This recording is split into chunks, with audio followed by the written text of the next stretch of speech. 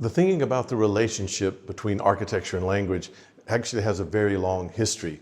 But in the 20th century, the interest in architecture as a language and how linguistic theory could help interpret architecture was focused. And it became a very important part of architectural theory, which we still use today.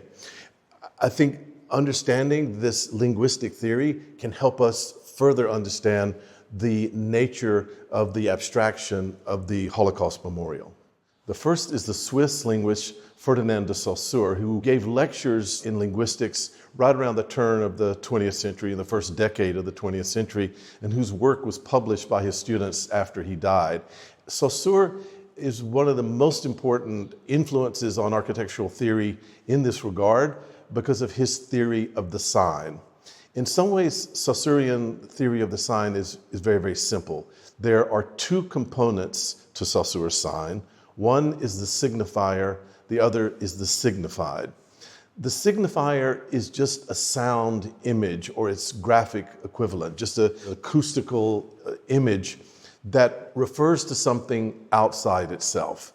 That something, that concept, that idea, that condition is called the signified.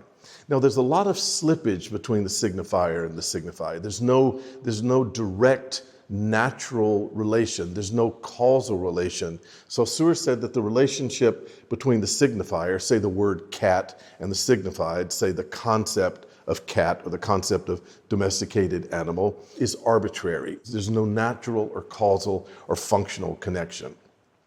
But it's the very arbitrariness that makes the theory of the sign so robust. We now, in semiotics, think not just of linguistic signifiers, but we think of graphic signifiers. We think of spatial signifiers. Anything that can refer to something else can be called a signifier. And when we think about the interaction of a representation, the thing representing and the thing being represented, when we think about that relationship, we're in the realm of the sign. Now, the theory of the sign can be elaborated. One of the most important elaborations, really attending to the formal aspect of the theory of the sign, was made by the French theorist Roland Barthes in 1957 in an essay called Myth Today. What Barthes noticed is that because of this resonance, this slipperiness, this arbitrariness between the signifier and the signified, that a signified or a sign, let's say if the sign is a unit, the unit of signifier and signified, that sign can become another signifier. In other words, the very arbitrariness is also a kind of robustness that makes a signified or a sign also function as a signifier. I'll give an example. If at a literal level, the signifier, the sound image cat, refers to the concept of the domesticated animal, at another level, at a kind of allegorical, or what Roland Barthes called a connotative level, a cat, a black cat, say, can be itself the signifier of bad luck. So the first level, the literal level, is a fairly stable relationship, but the second level, the level of connotation, can have even more resonance. So Barthes imagined this, or he sort of diagrammed this idea as a staggering of the sign. And in principle, the sign can keep staggering and keep referring to greater and greater and more complex associations and connotations. I'll give you the example that Roland Barthes himself gave of these two levels. Once at a barbershop, at a Parisian barbershop, he came across a copy of the magazine Paris Match. This was sort of like the Life magazine of Paris of the 1950s. On the cover was an image of a young black soldier dressed in French army uniform, saluting the French flag. So an African French soldier dressed in military uniform. Now, at the literal level, the sign is simply that: French African dressed in French military uniform, saluting the tricolor. That's the literal level. At the connotative level, Barthes says, he actually makes a kind of ideological reading of the level of connotation, which is that the French African demonstrates to black and white French people alike that whatever the unpatriotic criticism from the far left is about French occupation of Algiers, that France is a great country whose patriots include French Africans as well as white French. So you see, at that point, at the level of connotation, the associations and the work of the sign actually becomes ideological. This is not to say that ideology can't happen at a literal stage, at the first stage. There could be, as it were, ideology all the way down. But it's what's interesting about Barth's comment is that it's an understanding of ideology that's based on the structure of the sign, on the form of the sign, not the content. So it's not the particular content of French occupation of Algiers that Barth is interested in. That's just one example. It's the form, that staggered, repetitive form, reiterative form that the sign can take that he's interested in. We come now to a third moment in the theory of sign in the work of the American linguist Charles Sanders Peirce. Peirce thought that there were three distinct modes to the sign. The first mode, which he called the symbolic, is really the only mode that Saussure himself considered. So Peirce in some way is expanding on Saussure's model. A symbol is a sign that requires this conventional, consensual understanding of the signifier-signified relationship. Let's say the bald eagle is a symbol for American spirit. The bald eagle's got nothing to do directly, causally, functionally with American spirit. It just that means that Americans and others, as a kind of collective consensus, agree that bald eagle is going to stand for, is going to represent, is going to signify American spirit.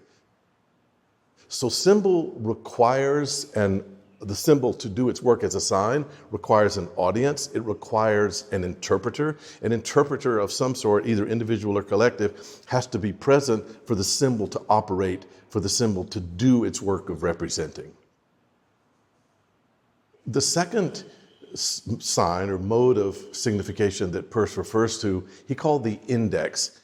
The index is different from the symbol in a couple of ways. The index is a direct trace of an effect of one object on another. Say a bullet hole is an index of the fact that a bullet has been shot. So the bullet hole is an index. And an index, unlike a symbol, does not require the interpreter to be present. The bullet hole is an index of a shot, whether or not anyone sees it. Smoke is an index of fire, whether or not there's someone there to see and interpret the smoke. The trace of the index is always a material trace. It can be visible, it can be acoustic. For example, the knock on a door is an index of someone at the door. But unlike a symbol, which, let's say a statue of a unicorn, which doesn't actually exist, can still be symbolic of unicorns, an index requires a material trace. The final mode of signification, or the final kind of sign for Peirce, is what he called the icon. An icon simply looks like the thing that it represents. So a statue of a soldier holding a rifle in a helmet, in a uniform, looks like a soldier holding a rifle in a uniform. So that statue does its work as a sign in an iconic mode. What's more interesting for us is that Peirce recognized that there were special kinds of icons which didn't just look like the thing itself, but actually captured the relationship of the parts of the thing. So for example, a map is a very special kind of icon. A map doesn't look like the city that it's signifying.